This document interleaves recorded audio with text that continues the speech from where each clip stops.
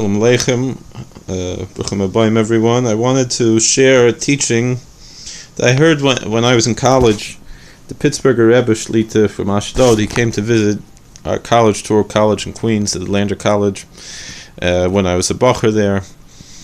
And it was Parshas Vayechi. I know we already passed Parshas Vayechi, but I want to share this teaching. He said from the Chasam Sofer,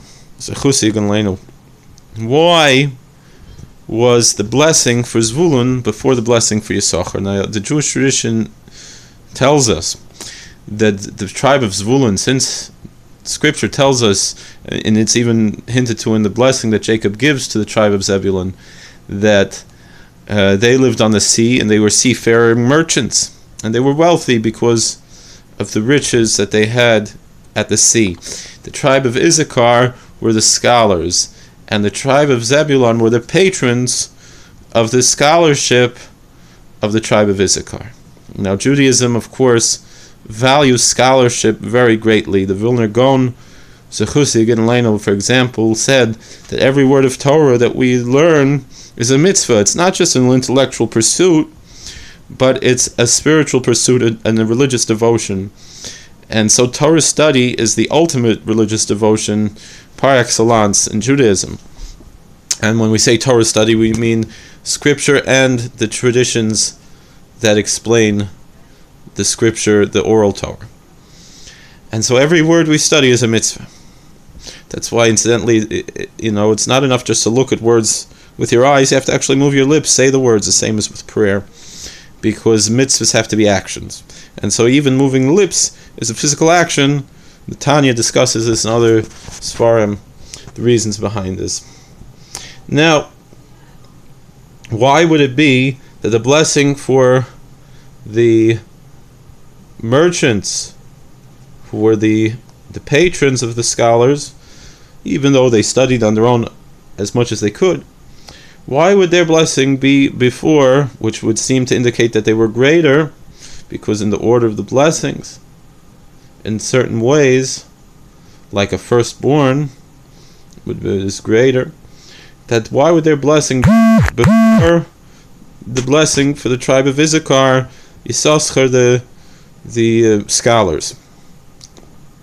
And the way the teaching of the Chasam Sofer was explained by the Pittsburger Rebbe shlita is that let's look at this scenario. In the Jewish world we have a kollel. Kollelim, in a certain way, it could be compared to how other religions have monasteries, except kollel and galite are married. You have to be married in most places to be in kollel. But people who have a life that's not so extravagant, it's not a vow of poverty, but it is a certain level. That's for sure someone who's singing kollel is not going to live the most extravagant life. In another way, it's also like you have scholars who receive patronages and scholarships for study and research in the secular fields as well. And it's really a combination of the two, because it is a religious devotion. Now,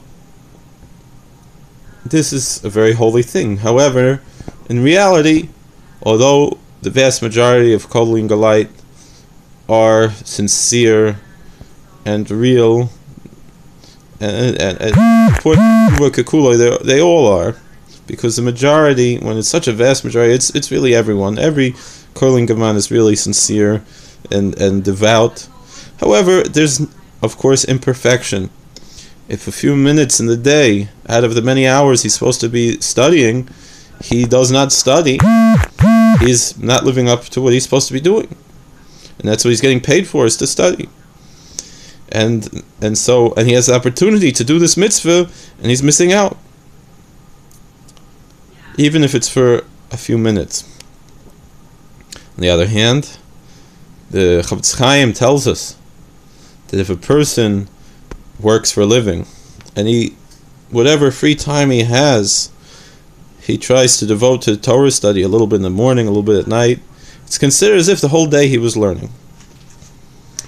And so, on that way, first of all, according to the Chavetz Chaim, we can understand in a simple way why the merchant, why the balabas would be greater than the Kurlingerman and the scholar, because in a certain sense, spiritually is counted in heaven, as if the person who's working all day is studying all day, and also if he's supporting someone in kollel, he receives the reward of the one he's patroning.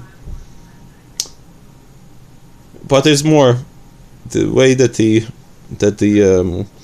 Pittsburger Rebbe explained the teaching of the Chasam Sofer is that, let's say the Kurlinger man, even he does learn all day, and he is devout in his study, yet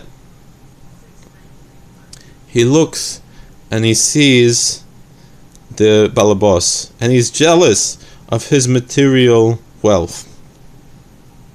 He has a nice car, a nice house, good food to eat, and he lives in a little apartment, has a broken down car if he has a car at all.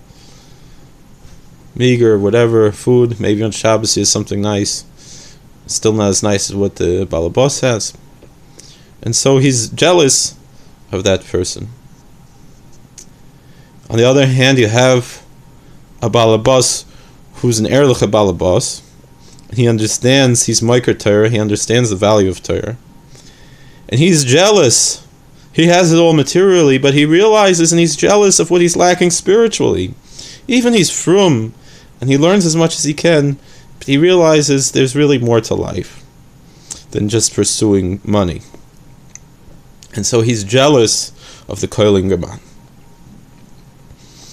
And so, King Solomon says in Scripture, Kur Levarzel, right? There's a crucible for different types of metals to refine them and test them. But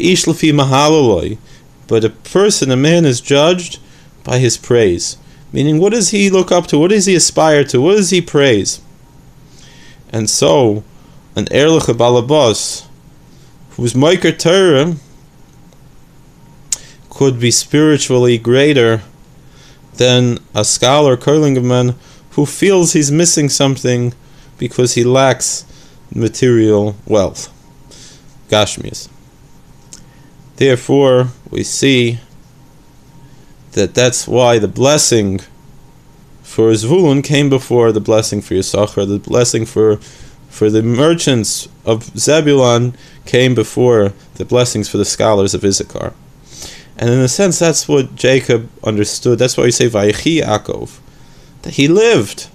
He understood the value in life. And even in what seemed incidental, in the order of how he blessed his sons, even in that, he expressed and communicated to us what is truly valuable in life. Thank you very much for watching. God bless you. If you enjoy our messages, please like and subscribe. That helps us out. And comment and help and anything. If anyone wants to sponsor videos, maybe we can make them a little more, make them a little more professional. If the message is good, maybe we can present them in a more presentable way. And so if anyone wants to be a patron, to be that Zebulon, to this Issacharite ministry, that because we're not just learning for ourselves, but we're teaching Torah to the masses, and also, even if you can't sponsor financially, but to share these videos on Twitter and Facebook, and to share with your friends, to get the message out. It's a big mitzvah, and it's a mitzvah that I hope to be able to share with many more Zvulons, many more patrons in the days, weeks, months, and years to come. Thank you very much, and bracha v'tzlacha. Thank you.